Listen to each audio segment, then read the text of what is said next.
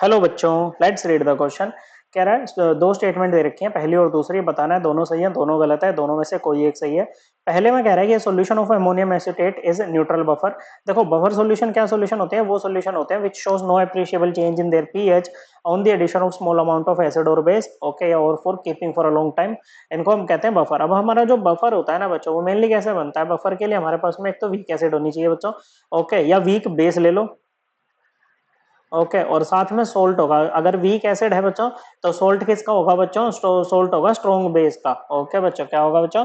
Salt होगा strong base का। और अगर वीक बेस है तो सोल्ट जो इसके साथ में आएगा ना बच्चों, ओके, वो होगा स्ट्रॉन्ग एसिड के साथ में जो सोल्ट होगा। वीक एसिड के लिए क्या होगा? स्ट्रॉन्ग बेस के साथ में जो इसका सोल्ट होगा बच्चों, ओके। तो बफर सॉल्यूशन देखो, एसिड के केस में weak acid plus salt of that weak acid with some strong base, okay बच्चों। वीक बेस के केस में क्या हो जाएगा बच्चों?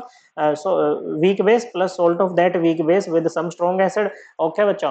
तो इसको बोलेंगे एसिडिक बफर और इसको बोलेंगे बेसिक बफर।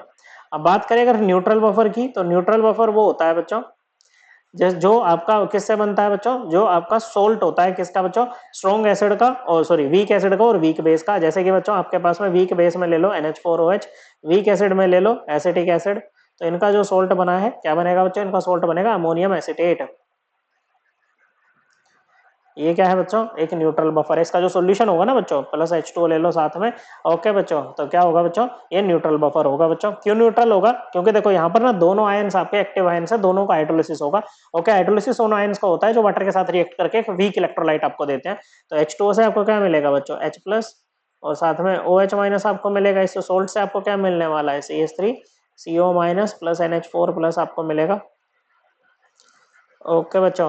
तो यहाँ पर ये एसीटेट किसके साथ रिएक्ट करेगा बच्चों? आपका H प्लस के साथ रिएक्ट कर जाएगा बच्चों। आपको क्या देगा? एसिटिक एसिड देगा, ओके बच्चों।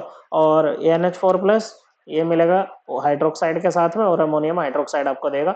वीक इलेक्ट्रोलाइट्स ये दे रहे हैं, वीक एसिड है, ये वीक बेस है बच्चों, ओके। तो यहाँ पर क्या होगा? ओवरऑल सॉल्यूशन हमारा न्यूट्रल ही बना रहेगा, मतलब H प्लस और OH माइनस की जो कंसंट्रेशन है ना बच्चों, उस पर कोई फर्क नहीं पड़ेगा, ओके। लगभग न्यूट्रल ही ये सॉल्यूशन हमारा रहता है बच्चों, ओके। फिर कह रहे हैं कि pKb value of ammonium hydroxide is equal to pK value of acetic acid. बिल्कुल सही बात है बच्चों, ज्यादा फर्क होता नहीं है बच्चों। देखो अगर एसिटिक एसिड की बात करें तो इसकी जो पीके वैल्यू होती है ना बच्चों, वो होती है 4.76, ओके बच्चों।